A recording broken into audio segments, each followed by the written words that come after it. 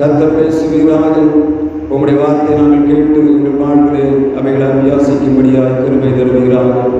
எல்லா விதமான இருளின் அதிகாரங்களை நீக்கி போடுவீராக. உம்முடைய சமூகத்தில் நாங்கள் உடைய வார்த்தையை பெற்றுக்கொண்டு அதை எங்கள் வாழ்விலே கடைபிடிக்கும்படியாக நல்ல இருதயத்தை தருவீராக. சத்துருவான் அந்த இடத்துல புறக்கடாதபடி பாதுகாப்பீராக. உம்முடைய ஆளுகை இந்த இடத்துல காணப்படுவதாக. இருளின் அதிகாரங்கள் விலகி போகும்படியாக ஜெபிக்கிறோம் ஆண்டவரே. உம்முடைய பிள்ளைகளை ஆசீர்வதித்து அனுப்புவீராக. உம்முடைய நல்ல வார்த்தையை கொடுத்து அனுப்பும்படியாக ஜெபிக்கிறோம். உம்முடைய வார்த்தை ஆசீர்வதிக்கிறது. உம்முடைய வார்த்தை சமாதானம் கொடுக்கிறது.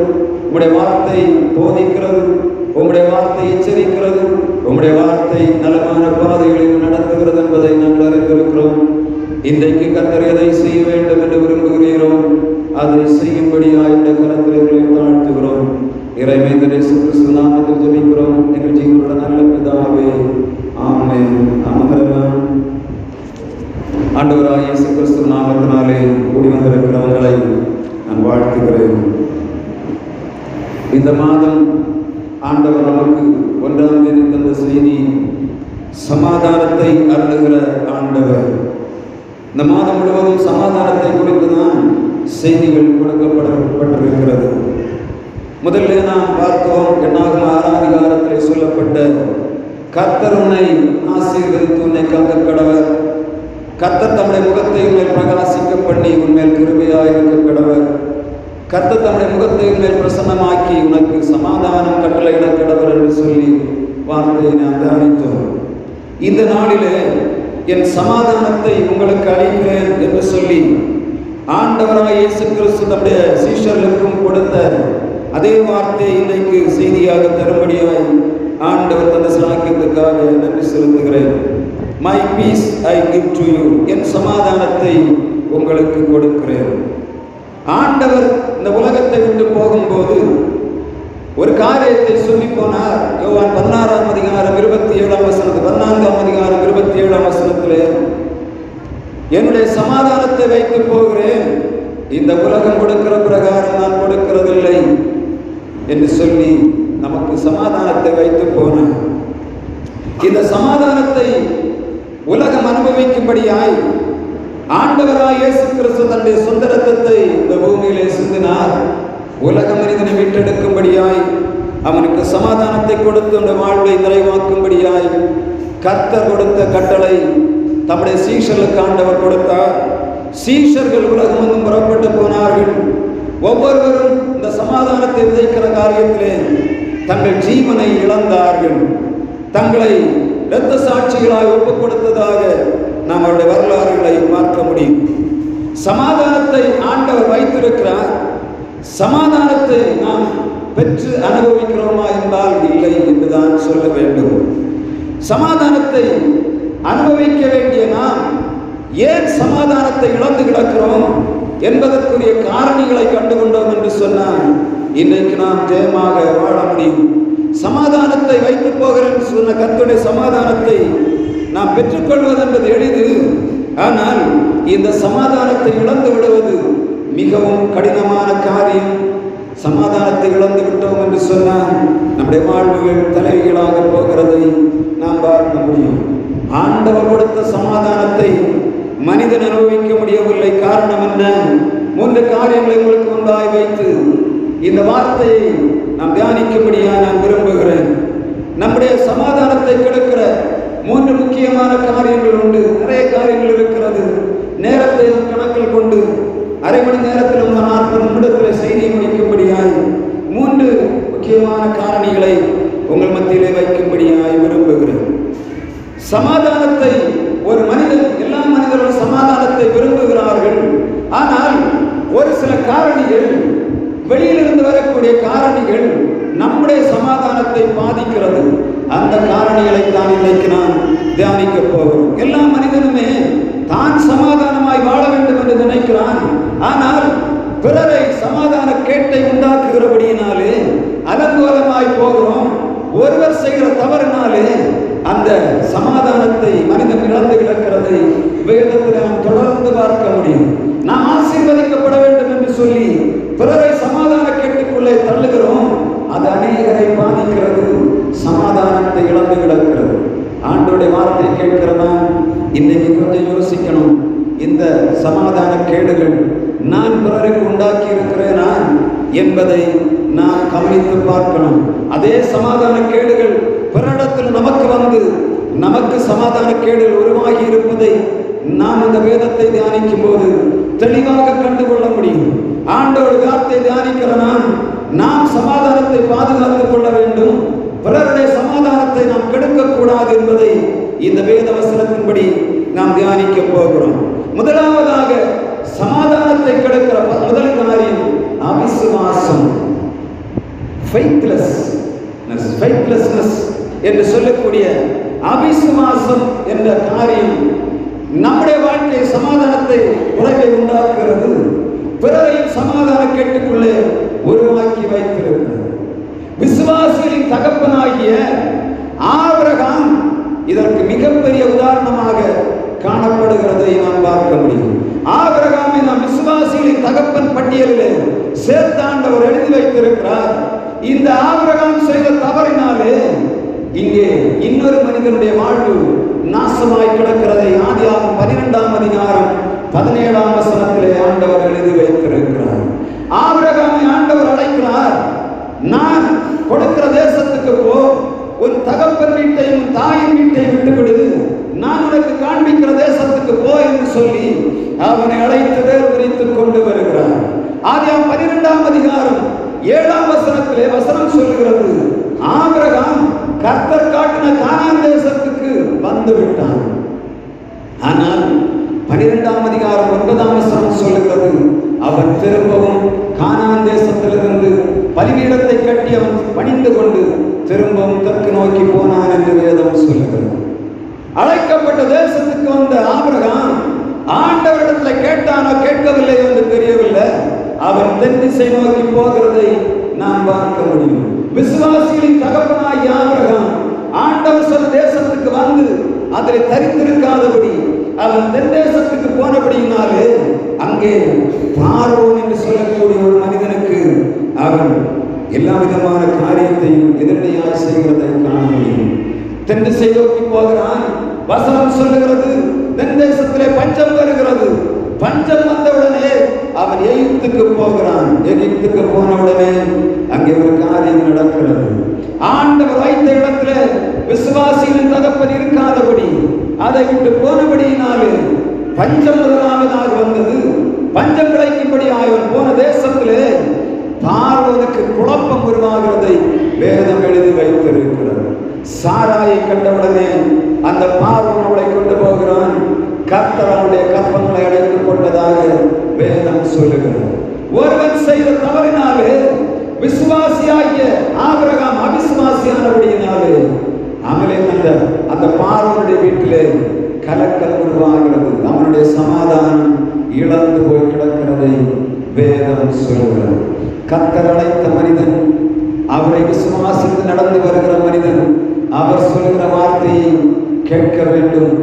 ஏசாயா 26ஆம் அதிகாரம் 1ஆம் வசனம் சொல்லுகிறது, உம்மை உறுதியாய் பற்றி கொண்ட மனதையுடையவன் உம்மையே நம்பி இருக்கிறபடியினால் நீர் அவனை பூரண சமாதானத்தோடு காத்துக் கொள்ளுவீர் என்று வேதம் சொல்லுகிறது.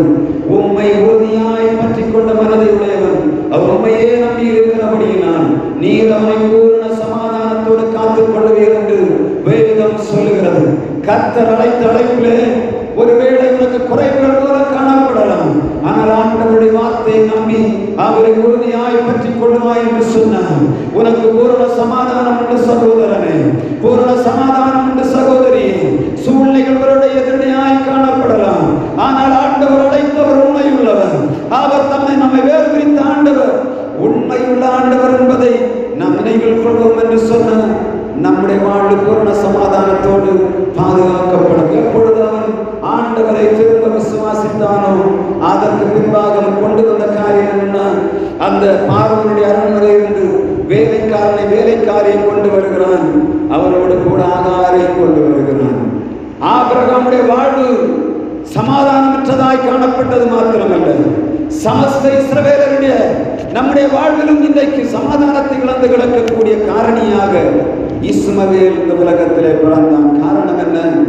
ஃபெய்த்லெஸ்னஸ் ஆஃப் ஆபிரகாமுடைய அவிசுவாசம் இந்த தேசத்தை சமாதான குறைவுக்குள்ளாய் தள்ளிவிட்டதை வேதம் சொல்லுகிறது.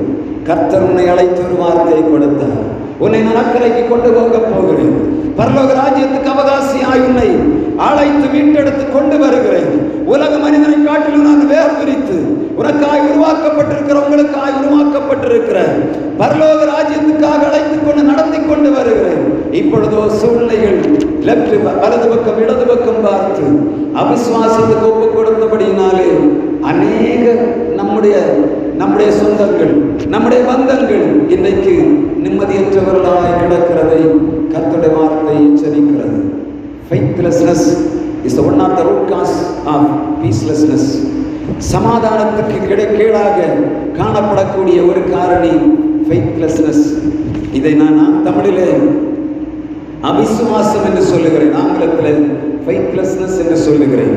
இரண்டாவதாக நீதிமொழிகள் 7ஆம் அதிகாரம் 11ஆம் வசனம், நீதிமொழிகள் 7ஆம் அதிகாரம் 14ஆம் வசனத்திலே ஆண்டவருடைய வார்த்தை சொல்லுகிறது. இதை நான் அடங்காப்பிடாரித்தனம் என்று சொல்லுகிறேன், ஆங்கிலத்தில் fearlessness என்று சொல்லுகிறேன். முதலாவதாக அவிசுவாசம் faithlessness, இரண்டாவதாக அடங்காப்பிடாரித்தனம் அது fearlessness என்று சொல்லி நான் அதற்கு பெயர் கொடுக்கிறேன்.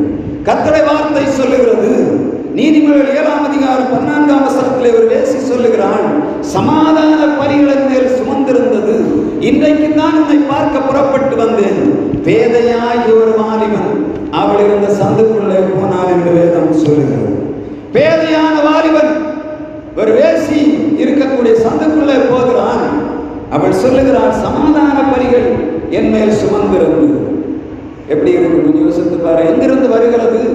சமாதான பலிகள் அவள் மேலிருந்து வருகிறதாக வேதம் சொல்லுகிறது. அங்கே வசனம் சொல்லுகிறது, நீதிமொழிகள் 7ஆம் அதிகாரம் 11ஆம் வசனத்திலே இவர் சொல்ல அந்த வார்த்தை சொல்லுகிறது, கர்த்தருக்கு பிரியமில்லாதபடி போனபடியினாலே அவன் அவளுக்கு விட்டுக் கொடுத்தான், தன்னுடைய வாழ்வை அழைத்து போட்டான். அடங்காப்பிடாரித்தனத்திற்கு மிகவும் முக்கியமான ஒரு உதாரணம் என்று சொன்ன நம்ம இன்றைக்கு படித்தோம். யாத்திராகமம் 10ஆம் அதிகாரத்திலே காணப்பட்ட அந்த 7ஆம் வசனம் பார்த்தீங்கன்னா தெரியும். 10ஆம் அதிகாரம் யாத்திராகமம் 7ஆம் வசனம் சொல்லுகிறது, எகிப்து அழிந்து போனதை நீர் இன்னும் காணவில்லையோ. முதலாவதாக இரத்தம் என்ற வாதை அனுப்பினார், இரண்டாவதாக தவளை அனுப்பினார், பேன்களை அனுப்பினார், எல்லா விதமான வாதைகளும் என்ற பின்னால் இரத்தம், தவளைகள், பேன்கள், வண்டுகள், கொள்ளை நோய், கொப்பளம், காரிகள், தலைப்பிள்ளை, சங்காரம். இதுல முதலாவதாக 5 வாதைகளை அனுப்பிவிட்டார். 6ஆவது வாதை எல்லாவற்றையும் அழித்து போட்ட போது எகிப்தில் உள்ள எல்லா விதமான அதிகாரிகளும் வந்து பார்வனை பார்த்து சொல்லுகிறார்கள், எகிப்து அழிந்து போனதை நீர் இன்னும் காணவில்லையா? ஏன் இந்த ஜனங்களை இன்னும் வைத்திருக்கிறீர் என்று கேட்கிறார். மிகவும் கடின இருதயத்தோடு இருந்த இந்த fearlessness was done so many things Egypt through Pharaoh. பார்வோன் மூலமாக மிகப்பெரிய காரியங்கள் அந்த தேசத்திலே நடக்கிறதை நாம் பார்க்க முடியும். ஆண்டவருடைய வார்த்தை சொல்லுகிறது, என் ஜனங்கள் விடுதலையாக்கப்பட வேண்டும், கானான் தேசத்துக்கு என் பிள்ளைகள் போக வேண்டும், எகிப்தின் அடிமைத்தனத்திலிருந்து விடுதலையாக வேண்டும் என்று சொல்லி கர்த்தர் மோசேயையும் ஆரோனையும் பார்வோனிடத்தில் அனுப்புகிறார். ஜனங்களுடைய கூக்குரல் மிகவும் அதிகமாக இருந்தபடியினாலே அவன் விடவில்லை. இந்த காரியத்தை ஆண்டவருடைய சமூகத்தில் வந்தபோது பார்வோன் ஜனங்களை விடவில்லை. கடின இருதயம் மிகவும் மோசமான காரியம். குடும்பங்கள் எல்லாம் அழிந்து போக காரணம் ஒரு சிலருடைய கடின இருதயம். எகிப்து அழியும்படியாய் காணப்பட்ட ஒரு மனிதன் செய்த தவறினாலே எகிப்து முழுவதும் அழிந்து போனதாக வேதம் சொல்லுகிறது. பயமற்றவனான பார்வோன் அவன் கேட்கிறான், அவரை நான் சேவிப்பதற்கு அவர் யார்? அவருடைய நாமம் என்ன? அவர் என்ன பெரியவரோ? நீங்க வந்து தெரியும், நம்ம யாத்திராகமத்தில் தான் இப்ப பைபிள் ஸ்டடி எடுத்துக்கொண்டு வருகிறோம். வேதத்தின் ஒவ்வொரு வாரமாக ஒரு அதிகாரத்தை எடுத்து வருகிறோம். இதுவரையிலும் இந்த 9ஆம் அதிகாரம் முடிந்திருக்கிறது. இந்த வாரத்தில் புதன்கிழமை 10ஆம் அதிகாரத்தை எடுக்க போகிறேன். கடின இருதயம் ஒரு மனிதனுடைய வாழ்வில் எவ்வளவு வேதனையை உருவாக்கும். கடின இருதயம் குடும்பங்களை நாசம் பண்ணுகிறது. கடின இருதயம் தேசத்தை நாசம் பண்ணுகிறது. கடின இருதயம் எல்லா தேசங்களையும் அனைத்தையும் அழித்து போடுகிறதை காண முடியும். சமீபத்தில் பேப்பர்ல நம்ம பார்த்தோம், வடகொரிய அதிபரை பற்றி நினைத்து பார்த்தீங்கன்னா அவர் இதற்கு ஒரு உதாரணமான காரியம். அவர் வைத்த சட்டத்தை அதன்படியே செய்யணும். தலைமுடி வெட்டுகிறது கூட அந்த ஆளுடைய ஸ்டைல தான் வெட்டணும். வடகொரியாவில் உள்ளவர்கள் அந்த ஆள் சொல்லுகிற டிவியில் உள்ள நிகழ்ச்சியை மட்டும்தான் பார்க்கணும். அங்க இந்த நம்மளுக்கு கிடைக்கக்கூடிய சோசியல் மீடியா அவர்களுக்கு இல்லை. அந்த அரசாங்கம் எதை சொல்லுகிறது அதைத்தான் செய்ய முடியும். பப்ளிக்ல நம்முடைய கூட்டங்கள் நடத்த முடியாது. அவர்கள் கொடுக்கக்கூடிய கூட்டத்தை மாத்திரம் தான் நடத்த முடியும். இன்றைக்கும் தேசத்திலே ஜனங்கள் அந்த தேசத்திலே பிறந்திருக்கிறோம், வேற வழி தெரியவில்லை என்று சொல்லி அங்கராய்த்துக் கொண்டிருக்கிறார்கள். தேசங்களும் இந்த கடின இருதயத்தினாலே நாசமாகி கிடக்கிறது. நம்முடைய குடும்பங்களிலே ஒரு சிலருடைய கடின இருதயம். ஆண்டவர் சொல்லுகிறார், என் ஜனங்கள் ஆராதனை செய்ய போக வேண்டும், என் ஜனங்கள் ஆராதனை செய்ய வேண்டும், ஆண்டவருக்கு ஆராதனை செய்ய வேண்டும் என்று சொல்லி ஆண்டவர் சொல்லும் போது மனிதன் கேட்கிறான், நான் ஆலயத்துக்கு போய்த்தான் ஆராதிக்கணுமா? நான் வீட்டில இருந்து ஆராதித்த ஆண்டவர் கேட்க மாட்டாரா என்று கேட்கிறார். ஆண்டவர் எதற்காக ஆலயத்தை உருவாக்கினார்? கர்த்தருடைய வார்த்தை தெளிவாய் சொல்லுகிறது, என் ஆலயத்தின் சம்பூர்ணத்தினாலே ஜனங்களை நிரப்புவேன். சங்கீதக்காரனாகிய தாவீது 18ஆம் சங்கீதத்திலே சொல்லுகிறான், 6ஆம் வசனத்திலே, என் நெருக்கத்திலே கர்த்தரை நோக்கி கூப்பிட்டேன், என் கூப்பிடல் ஆலயத்திலிருந்து நான் அவரை கூப்பிடுதல் அவருடைய செவிகளில் ஏறிற்று. சங்கீதம் 18ஆம் அதிகாரத்தை எப்போ நீங்க படிச்சு பார்க்கணும். உங்க பிரச்சனைகள் ஏதென்று சொன்னா நம்ம ஆலயத்திலிருந்து கூப்பிடாதபடி வீடுகளுக்குள்ள கூப்பிட முடியுமா? முடியாது. ஆண்டவருடைய ஆலயம் அதைத்தான் சொல்லுகிறது, என் ஆலயத்திலிருந்து உம்முடைய சங்கத்தினுடைய ஆலயத்தில் உம்மை நோக்கி கூப்பிட்டேன், உன்னுடைய கூப்பிடுதல் செவிகளில் ஏறிற்று.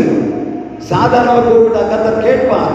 ஆனால் வசனம் சொல்கிறது, ஆலயத்திலிருந்து கூப்பிடுகிற விண்ணப்பத்திற்கு என் கூப்பிடுறவனுடைய செவிகளுக்கு நேராக என்னுடைய வார்த்தை வந்து ஏறிச்சுனா எப்படி அம்பை எய்கிறோம், அது போக வேண்டிய இடத்துல போய் இப்படி குத்தும், சரியா போய் குத்தும். பார்த்துக்கிறது, அதைத்தான் ஏறிச்சு என்று சொல்லக்கூடிய வார்த்தை. ஒரு பூனை எலியை துரத்தி கொண்டு போகிறது, அது சாதாரணமாக போகும். நம்ம சொல்லுவோம், அந்த எலி அந்த பொந்துக்குள்ள ஏறி ஓடி போகும். அப்படின்னா எவ்வளவு ஃபாஸ்டாக உள்ள ஏறி போகும். நம்முடைய விண்ணப்பங்கள், ஆலயத்தில் செய்யப்படுகிற விண்ணப்பங்கள் ஆண்டவருடைய சமூகத்தில் அம்பு போல ஏறி போகிறது. அங்கதான் வசனம் சொல்லுகிறது, அம்புகளை எய்து சிதறடித்தார், மின்னல்களை பிரயோகித்து அவளை கலங்கடித்தார் என்று சொல்லி கர்த்தருடைய வார்த்தை சொல்லுகிறது. மிகுந்த ஜலப்பிரவாகத்தில் என்னை தூக்கி எடுத்தார். எப்போ? ஆலயத்திலே நாம் செய்யக்கூடிய விண்ணப்பம். அதனால எல்லாருமே சொல்லுகிறேன், ஆலயம் ஆண்டவர் உருவாக்கி வைத்தது, மனிதன் அல்ல. அவர் தம்முடைய சுயரத்தத்தினாலே உருவாக்கி வைத்த, மிக விலையேறப்பட்ட ரத்தத்தினாலே உருவாக்கப்பட்ட ஆலயத்திலே வந்து ஆராதிக்க வேண்டும் என்று கர்த்தர் சொல்லுகிறார். ஆலயம் பூட்டி கிடந்தா அது நமக்கு கேடு. ஆலயம் திறந்து கிடக்கிறது. நீங்க வந்து உங்களுடைய காரியங்களை சொல்லாவிட்டால் அது உங்கள் கையில் உள்ள பாடு என்பதை நீங்கள் புரிந்து கொள்ள வேண்டும். கடின இருதயம் உள்ளத்துக்குள்ள இருக்கும்னா செய்யவே முடியாது. ஆலயத்துக்குள்ள அந்த ஆண்டவருடைய பிரசனத்துக்குள்ள நாம் மகிழ முடியாவிட்டால் நமக்குள்ள கடின இருதயம் இருக்கிறோம் மறந்து போகக்கூடாது. நம்முடைய இஷ்டத்துக்கு நாம் போவோம் என்று சொன்னால் ஆண்டவரை விட்டு ஓடி போகிறோம் என்பதை மாத்திரம் நாம் நினைவிலே வைத்து விட வேண்டும். இந்த 1 சாமுவேல் 8ஆம் அதிகாரம் 7ஆம் வசனத்தில் இந்த வார்த்தை தெளிவாய் சொல்லுகிறது, அவர்கள் உன்னை தள்ளவில்லை, என்னை தள்ளிவிட்டார்கள் என்று சொல்லுகிறார். சாமுவேல் நியாயாதிபதியாக இருக்கிறான். அவருடைய பிள்ளைகள் நியாயத்தை புரட்டுகிறார்கள். இஸ்ரவேல் ஜனங்கள் வந்து கேட்கிறார்கள், எங்களுக்குள்ள ராஜா வேண்டும் என்று சொல்லி. ஆண்டவர் சொல்லுகிறார் சாமுவேலை பார்த்து, அவர்கள் உன்னை தள்ளவில்லை, என்னை தள்ளிவிட்டார்கள். உன்னை தள்ளவில்லை, எல்லாவற்றையும் செய்கிற என்னை தள்ளிவிட்டார்கள் என்று சொல்லுகிறார். கடின இருதயம். அவர்கள் சொல்லுகிறான், சாமுவேல் சொல்லுகிறான், உங்களை உருவாக்கும் நீங்கள் தேர்ந்தெடுக்கப்பட்ட ராஜா என்ன பண்ணுவான்? உங்களுடைய பிள்ளைகளை எடுத்துக் கொள்ளுவான், உங்களுடைய வருமானத்தை எடுத்துக் கொள்ளுவான், உங்களுடைய எல்லாவற்றையும் நன்மையானவைகளை மிக விசேஷமானதை எடுத்துக் கொள்ளுவான். அவர் சொன்னார், அதெல்லாம் பரவாயில்லை, எங்களுக்கு ராஜா தான் வேணும், எங்களுக்கு ராஜா தான் வேணும் என்று கேட்கும்போது ஆண்டவர் சொல்லுகிறார், அவர் உன்னை தள்ளவில்லை, என்னை தள்ளிவிட்டார்கள். அவிசுவாசம் முதலாவதாக மனிதனுடைய நிம்மதியை கெடுக்கிறது, சமாதானத்தை கெடுக்கிறது. இந்த அடங்காப்பிடாரித்தனம் மனிதனை கெடுத்து போடுகிறது. நான் ஃபியர்லெஸ்னஸ் என்று சொல்கிறேன். ஃபெய்த்லெஸ்னஸ், ஃபியர்லெஸ்னஸ். மூன்றாவதாக அழிப்புத்தனம், மிஸ்டீஃப் என்று சொல்லக்கூடிய வார்த்தையை நாம் தியானிக்கிறோம். எபேசியர் 5ஆம் அதிகாரம் 11ஆம் வசனத்திலே சொல்லப்படுகிறது, கனியற்ற அந்தகார கிரியைகளுக்கு உட்படாதபடிக்கு அவைகளை கடிந்து கொள்ளுங்கள். ஏனென்று சொன்னால் இருட்டிலே செய்யக்கூடிய காரியங்கள் உன்னை சமாதானத்தை கெடுக்கக்கூடிய காரியமாக மாறி போகும் என்று வேதம் சொல்லுகிறது. எபேசியர் 5ஆம் அதிகாரம் 6ஆம் வசனம் சொல்லுகிறது, இப்படிப்பட்டவர்கள் நிமித்தமாக கீழ்ப்படியாமைகளின் பிள்ளைகள் மேல் தேவ கோபாக்கினை வருவதால் ஒருவனும் உங்களை வீண் வார்த்தைகளினால் மோசம் போக்காதபடிக்கு எச்சரிக்கையாயிருங்கள். வீண் வார்த்தைகளை கொண்டு போட்டு உங்களை குழப்புகிற மனிதர்களை கவனிக்கணும். நீங்க சமாதானத்தை இழந்து போகக்கூடிய காரியத்தில் மிகவும் முக்கியமான காரியம் வீண் வார்த்தைகள். நீங்கள் நன்மை செய்தாலும் உங்கள் நன்மையை ரெகக்னைஸ் பண்ண மாட்டார்கள். எப்பொழுது பார்த்தாலும் எதிராக பேசிக் கொண்டிருப்பார்கள். தாங்கள் பேசுகிறார்களோ இல்லை தெரியாது, நேரடியாக பேச மாட்டார்கள். ஒளித்து ஒளித்து மறைமுகமாக பேசி ஒரு செயலை உருவாக்கி விடுகிறார்கள். ஆலயங்கள் இன்றைக்கு அழிந்து போக காரணம் என்ன? எல்லா ஆலயங்களும் ஜனங்கள் இல்லாதபடி பூட்டி கிடக்கக்கூடிய காரியம் என்ன? இந்த மாதிரி காரியங்கள், ராங் செயின் என்று சொல்லக்கூடிய ஃப்ரூட்லெஸ்னஸ், முதலாவதாக ஃபெய்த்லெஸ்னஸ், இரண்டாவதாக ஃபியர்லெஸ்னஸ், ஃப்ரூட்லெஸ்னஸ். கர்த்தருடைய வசனம் சொல்கிறது, கனியற்ற அந்தகார கிரியைகளுக்கு நீங்கள் உடன்படக்கூடாது என்று கர்த்தருடைய வார்த்தை சொல்லுகிறது. ஒரு மனிதனிடத்தில் ஒரு வார்த்தை வரும்போது நம்ம பார்க்கணும், நம்முடைய இருதயத்தை சஞ்சலப்படுத்துகிறதா இல்லது சமாதானப்படுத்துகிறதா? கர்த்தர் ஆரோனை மோசேக்கு நேராக அனுப்பி விடுகிறார். கர்த்தருடைய வார்த்தை சொல்லுகிறது, அவன் உன்னை சந்திக்கும் போது உன் இருதயம் மகிழும். அவன் உன்னை சந்திக்கும் போது உன் இருதயம் மகிழும். ஒரு சகோதரனை பார்த்த உடனே நம்முடைய இருதயம் மகிழுதுன்னா நம்ம சந்தோஷமாக இருக்கிறோம் அர்த்தம். அவரை பார்க்கும்போது இவன் இப்படிப்பட்ட காரியத்தை தான் செய்வான் என்று சொல்லி அவன் நமக்கு எதிராக, நம்முடைய குடும்பத்துக்கு எதிராக, நம்முடைய சமாதானத்துக்கு எதிராக கிரியை செய்கிறான் என்று சொன்ன வார்த்தை கவனமாக புரிந்து கொள்ளணும். இவனிடத்திற்கு வரக்கூடிய வார்த்தை சரியில்லாத வார்த்தை, நான் அதற்கு கீழ்ப்படக்கூடாது என்று நமக்கு தெளிவு வேண்டும். கனியற்ற அந்தகார கிரியைகளுக்கு நேராக நாம் போகவே கூடாது. இது யோசுவா 7ஆம் அதிகாரம் 1ஆம் வசனத்திலே சொல்லப்படுகிறது. இஸ்ரவேலை நடத்தி கொண்டு வரும்படியாக வந்த மோசே அவன் போன பின்பாக யோசுவாவை நடத்தி கொண்டு வருகிறான். நடத்தி கொண்டு வரும்போது இப்பொழுது எரிகோவை ஜெயிக்கிறார்கள். எரிகோவை ஜெயித்து விட்டு ஆண்டவர் சொல்லுகிறார், ஆயியை ஜெயிக்க வேண்டும். எரிகோ மிகப்பெரிய பட்டணம், ஆயி சிறிய பட்டணம். எனவே இவர் சொல்லுகிறார்கள், கொஞ்சம் பேர் போனால் போதும், எனவே ஜெயித்து விடலாம் என்று சொல்லி அந்த ஜனங்கள் யோசுவா ஜனங்களை அனுப்புகிறார். நடந்தது என்ன? சின்ன பட்டணத்துக்கு முன்பாக நிற்க முடியாதபடி தோற்று ஓடி போனார்கள். இப்பொழுது யோசுவா ஆண்டவரிடத்தில் போய் விழுந்து கிடக்கிறான். விழுந்து கிடந்து விட்டு ஆண்டவரிடத்தில் கேட்கிறான், இவ்வளவு பெரிய எரிகோவை யுத்தம் பண்ணாமல் ஜெயித்தோம், இந்த ஆயை ஜெயிப்பதற்கு முடியவில்லை ஆண்டவரே, ஏன் ஆண்டவரே என்று கேட்கிறான். கர்த்தருடைய வார்த்தை சொல்லுகிறது, எரிகோவை பிடிக்க போகும்போது ஆண்டவர் யோசுவாவை அந்த ஜனங்களை பார்த்து சொல்லுகிறான், எரிகோவை எல்லாமே சாபத்தீடானது, ஒன்றுமே தொடக்கூடாது, அது நீ தொட்டால் அழிந்து போவா என்று சொல்லி ஆண்டவர் வாக்கு கொடுத்து யோசுவாவை அனுப்புகிறான். யோசுவா ஜனங்களை பார்த்து சொல்லுகிறான், எரிகோவில் அனைத்துமே என்ன? எரிகோவில் ஒரு பொருளுமே ஆசீர்வாதமானதல்ல, எல்லாமே சாபத்தீடானது, எல்லாவற்றையும் சுட்டரிக்கணும், யாரை உயிரோடு வைக்க கூடாது என்று சொல்லித்தான் ஆண்டவர் அனுப்புகிறார். அங்கு அந்த கூட்டத்தில் ஒருவன் இருந்தான். ஒரு எபிரேய சால்வந்த ஒரு பாவலூரை சால்வை எடுத்து ஒழித்து வைத்தான். ஒரு பாடத்தை எடுத்துக்கொண்டான். யாரிடத்திலும் சொல்லவில்லை. யுத்தத்துக்கு போயிட்டு பத்திரமாக கொண்டு வீட்டின் அருகே ஒரு மண்ணை புதைத்து வீட்டுக்குள்ளே ஒரு மனிதன் புதைத்து வைத்தான். பேசாமல் இருந்து விட்டான். இவன் நினைக்கிறான், யாருக்கும் தெரியாது. ஆண்டவர் பார்க்கிறார், எல்லாவற்றையும் பார்த்து கொண்டிருக்கிறார். நம்முடைய ஆண்டவர் சுத்த கண்ணன். உலகத்திலே செய்யக்கூடிய நாமங்களுடைய செயல்களை ஆண்டவர் அப்படியே பார்த்து கொண்டிருக்கிறார். நம்ம நினைக்கிற ஆண்டவருக்கு ஒன்றுமே தெரியாது. அந்த சராசரங்களை படைத்து அகிலத்தை மாடுகை செய்கிற ஆண்டவர் எல்லாரையும் பார்த்து கொண்டிருக்கிறார். இருதயங்களை பார்க்கிறார், செயல்களை பார்க்கிறார். செய்கிற நோக்கத்திற்காக செய்கிறான் என்று பார்க்கிறார். எந்த நோக்கத்துக்காக இந்த காரியத்தை செய்கிறான் என்பதை ஆண்டவர் பார்த்து கொண்டிருக்கிறார். வனாந்தரத்திலே நடத்தி கொண்டு வருகிறான். எல்லா நன்மையும் பெற்றுக்கொண்ட ஜனங்கள் இப்பொழுது பொருளாசையினாலே அவன் ஒரு மனிதன் ஆகான் என்று சொல்லக்கூடிய ஒரு மனிதன் அந்த தவறு செய்கிறான். எல்லா ஜனங்களுக்கும் சமாதானம் இழந்து போய்கிறது. நடத்தி கொண்டு வந்த யோசுவாவுக்கு இதுவரையில் செங்கடலிலே கர்த்தர் செய்த அதிசயத்தை கண்ணால் கண்டான். கண்ணலையிலே தண்ணீர் வருகிறதை கண்டான். இப்பொழுது எரிகோவிலே ஆண்டவர் செய்த அதிசயத்தை கண்டான். பட்டணத்தில் ஜெயிக்க முடியாதபடி ஆண்டவருடைய சமூகத்திலே விழுந்து கிடக்கிறான்.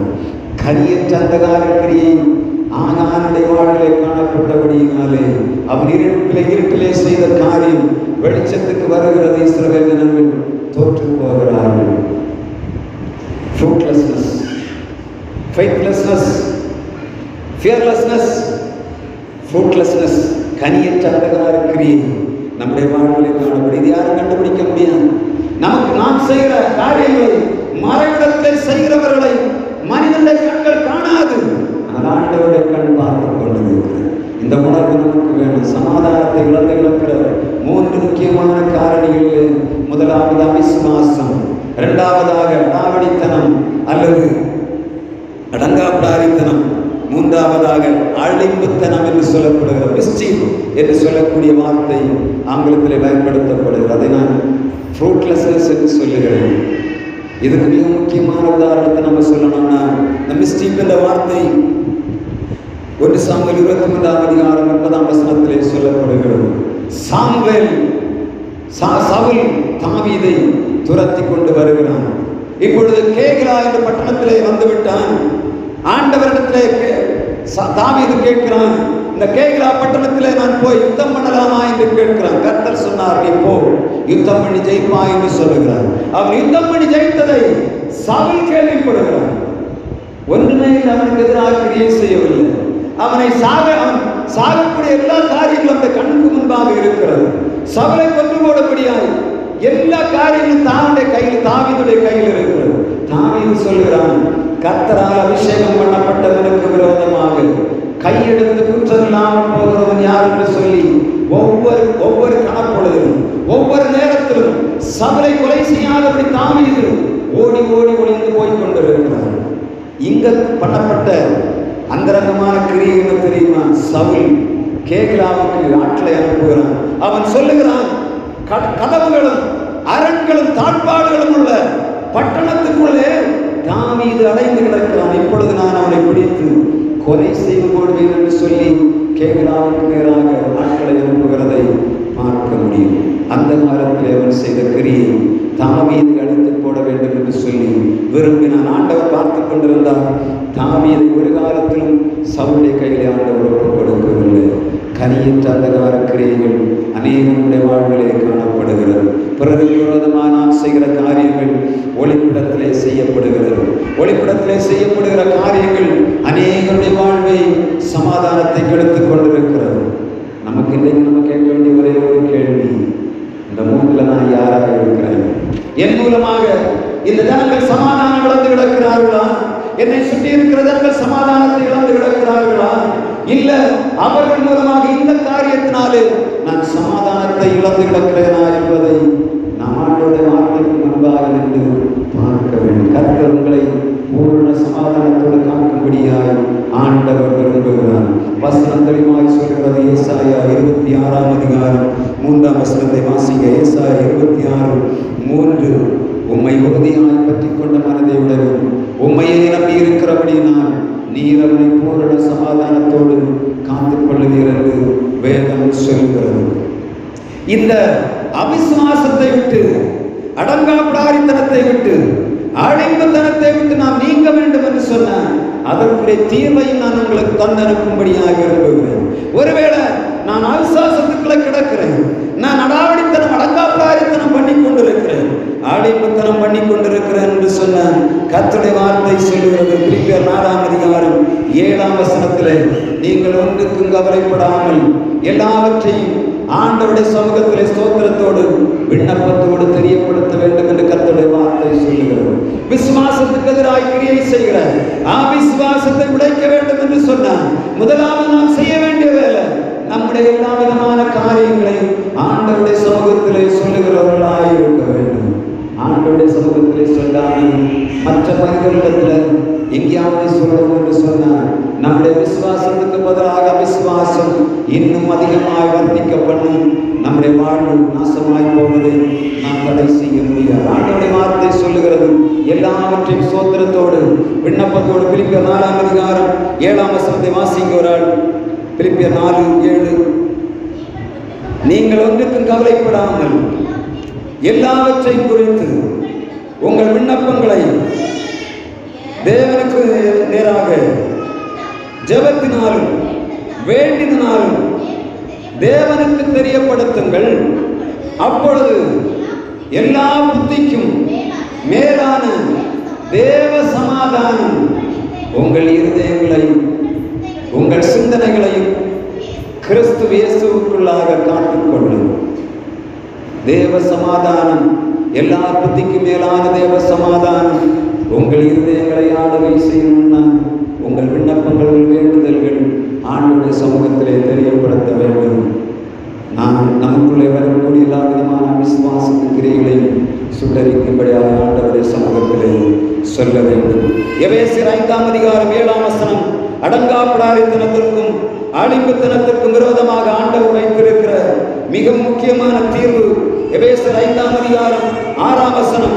எபேசியர் 5ஆம் அதிகாரம் 7ஆம் வசனத்தை ஒருவர் வாசிக்கலாம். நிறைய செய்ய போகிறேன். கர்த்தருடைய வார்த்தை சொல்லுகிறது, அவிசுவாசம் சமாதானத்தை இழக்க செய்கிறது. ஆனால் ஆண்டவருடைய சமூகத்திலே நாம் விண்ணப்பங்களை வைக்கும் போது தேவ சமாதானம் நம்முடைய இருதயங்களை ஆளுகை செய்கிறது. இந்த அடங்காப்பிடாரித்தனம் அழிப்புத்தனத்தில் நாம் விடுதலையாக வேண்டும் என்று சொன்னார். எபேசியர் 5ஆம் அதிகாரம் 6ஆம் வசனத்தை வாசிக்க, இப்படிப்பட்டவர்களின் நிமித்தமாக கீழ்ப்படியாமல் பிள்ளைகள் மேல் தேவ கோபாக்கினை வருவதால் ஒருவனும் உங்களை வீண் வார்த்தைகளாலே மோசம் போக்காதபடிக்கு எச்சரிக்கையாயிருங்கள். அவர்களுக்கு பங்காளிகளாகாதிருங்கள். அவர்களுக்கு பங்காளிகளாகாதிருங்கள். Don't commune with them. Don't yoke together with them. அவர்களோடு இணைந்து போகாதுங்க. எல்லா விதமான எதிர்நிலைமைகளையும் நம்முடைய சமாதானத்தை கெடுக்கிற மனிதனோடு சேர்ந்து போகிறது நிறுத்தம். ஒரு வண்டி, காளை வண்டியில 2 விதமான மாடுகளை நாம் பூட்டி கொண்டு போக முடியாது. ஒரு காளை, ஒன்றில் எருமையை நாம் பூட்டி கொண்டு போவோம் என்று சொன்னார். கொஞ்சம் கற்பனை பண்ணி பாருங்கள். அந்த உணவை நடக்கும் என்று சொல்லி நம்மோடு நம்முடைய இதயத்துக்கு நம்முடைய சமாதானத்தை பாதுகாத்துக் கொள்கிற நண்பர்களோடு இணைந்து நாம் போவோம் என்று சொன்னார். தேவ சமாதானம் இருதயங்களை ஆளுகை செய்யும். இதுவரை எப்படி நடந்திருந்தாலும் பரவாயில்லை, உங்களை ஆண்டவர் ஆவிக்குரிய வாழ்விலே, உங்கள் சிந்தனைகளிலே, உங்கள் ஆத்மாவிலே ஆண்டவர்களை உயர்த்தபடியாய் விரும்புகிறார். உங்கள் எதிர்காலங்கள் ஆசீர்வாதமாய் மாறும்படியாய்த்தான் ஆண்டவர் செய்தியை கொடுத்து கொண்டு வருகிறார். எல்லா புத்திக்கு மேலான தேவ சமாதானம் உங்கள் இருதயங்களை ஆண்டு கொள்ள வேண்டும் என்று சொன்னார். எல்லா விண்ணப்பங்களையும் ஆண்டவரிடத்திலே சொல்லுவோம். இந்த கனியற்ற அந்த காலக்கிரிகளுக்கு நாம் உடன்படாதபடிக்கு, அவர்களுக்கு பங்காளிகளாகாதபடிக்கு நம்மை விடுவித்து பாதுகாத்துக் கொள்வோம் என்று சொன்னார். நம்முடைய தேவ சமாதானம் கிரியை நடக்கும். நம்முடைய ஆலை வளர்ந்து பெருகும். நமக்கு ஆண்டவர் திரளான ஆத்மாக்களை தரும்படியாய் விரும்புகிறார். நாம் செய்ய வேண்டிய வேலை என்ன? நம்முடைய சமாதானத்தை கெடுக்கிற காரணிகளை நாம் விலக்கிவிட்டு ஆண்டவருடைய சமூகத்தில் சொன்ன, ஆண்டவரே, நான் இடைஞ்சலாய் மாறிவிடக்கூடாது. ஆண்டவரே, உங்களுடைய ஆலயத்துக்கு இடைஞ்சலாய், உங்களுடைய ஊழியத்துக்கு இடைஞ்சலாய் நான் மாறக்கூடாது ஐயா. நான் மாறுவேன் என்று சொன்னார். அநேகருடைய சமாதானம் இழந்து போகும். அநேகர் எனக்கு இடைஞ்சலாக இருக்கிறபடினாலே என்னுடைய சமாதானத்தை நான் இழந்து கிடக்கிறேன் என்று சொல்லுகிறேன் என்று சொன்னான். ஆண்டவருடைய சமூகத்தில் நாம் மன்னிப்பு கேட்கணும். அதைத்தான் ஆண்டவர் எதிர்பார்க்கிறார். இன்னைக்கு செய்தி கண்ணீரோடு கொடுக்க வேண்டும் என்று சொல்லி ஆண்டவர் சொன்ன, கண்ணீரோடு கொடுக்க முடியவில்லை. காரணம் என்று சொன்ன, எல்லா விதமான பாவங்கள் அக்கிரமங்களும் இந்த மனிதனுடைய வாழ்வில் காணப்படுகிறது. எச்சரிக்க வேண்டிய நேரத்தில் ஆண்டவர் எச்சரிக்கும்படியாய் சொல்லுகிறார். ஆண்டவருடைய வார்த்தை உங்களுக்கு நேராக வரும்போது சில நேரங்களில் ஆண்டவர் வார்த்தை நமக்கு ஆசீர்வாதத்தை கூறுகிறது. சில நேரங்களில் ஆண்டவர் வார்த்தை நம்மை எச்சரிக்கிறது. சில நேரங்களில் நம்மை சரி பண்ணுகிறது. ஆண்டவருடைய வார்த்தைக்கு நாம் ஒப்புக் கொடுப்போம் என்று சொன்னார், விட்டுக் கொடுப்போம் என்று சொன்னார். நம்முடைய எதிர்காலங்கள் ஆசீர்வாதமாகும். நமக்கு சமாதானம் உருவாகும். அவங்க சொல்லுவாங்க, அந்த ஊர்ல இந்த மனிதனை போன சமாதானமா பேசுவாரப்பா. அவரிடத்துல போனா நல்ல வார்த்தையை கேட்க முடியும். அவரிடத்துல போனா அவர் நன்றாக இருக்கிறார், நம்மை சமாதானத்துக்கு நேராக நடத்துவார் என்று சொல்லக்கூடிய வார்த்தைகள் வெளிப்படும். இல்லாம அந்த மனுஷனிடம் போனா நம்ம தேரவே முடியாது என்று சொன்னான். எப்படி இருக்கும் யோசித்து பாருங்க. நல்ல காலங்களை ஆண்டவர் நமக்கு தந்திருக்கிற நாட்களில் நம்முடைய சமாதானத்தை பாதுகாத்துக் கொள்ளுவோம். பிறருக்கு சமாதானமாய் வாழ அவர்களுக்கு வழி கொடுப்போம். கர்த்தர் நம்மை தொடர்பு இடைபடுவாராக. நம்ம பாடலை பாடும்போது, எழுந்திருந்து பாடலை பாடும்போது நம்முடைய இருதயங்களை ஒப்புக் கொடுக்கணும். நாம் கொடுக்கிற காணிக்கையை காட்டிலும் நம்முடைய இருதயத்தை ஆண்டவர் பார்த்து கொண்டிருக்கிறார். நம்முடைய சிந்தனைகளை ஆண்டவர் பார்த்து கொண்டிருக்கிறார். ஆண்டவருடைய வார்த்தைக்கு நாம் ஒப்புக் கொடுக்கணும். நம்முடைய இருதயத்தை ஆண்டவருக்கு நேராக ஒப்புக் கொடுக்கணும். ரோமர் 12:1 சொல்லுகிறது, சகோதரரே, உங்கள் அவயவங்களை கிறிஸ்துவுக்கு நேராக ஜீவ பலியாக ஒப்புக் கொடுங்கள், இதுவே நீங்கள் செய்யத்தக்க புத்தியுள்ள ஆராதனை என்று கர்த்தருடைய வார்த்தை சொல்லுகிற. பணத்தை கொடுத்து விடலாம், பொருளை கொடுத்து விடலாம், ஆனால் இருதயத்தை மாத்திரம் கொடுப்பது மனிதனுக்கு அவ்வளவு ஈஸியான காரியம் இல்லை. ஆண்டவர் எதிர்பார்ப்பது நம்முடைய இருதயத்தை ஆண்டவருக்கு ஒப்புக் கொடுக்கும் போது உங்களை ஆண்டவர் சமாதானத்தோடு நடத்துவார். நம் அனைவருக்கு சமாதானமாய் மாறுவோம். கர்த்தர் தொடர்ந்து உங்களோடு பேசுவாராக. ஆமென்.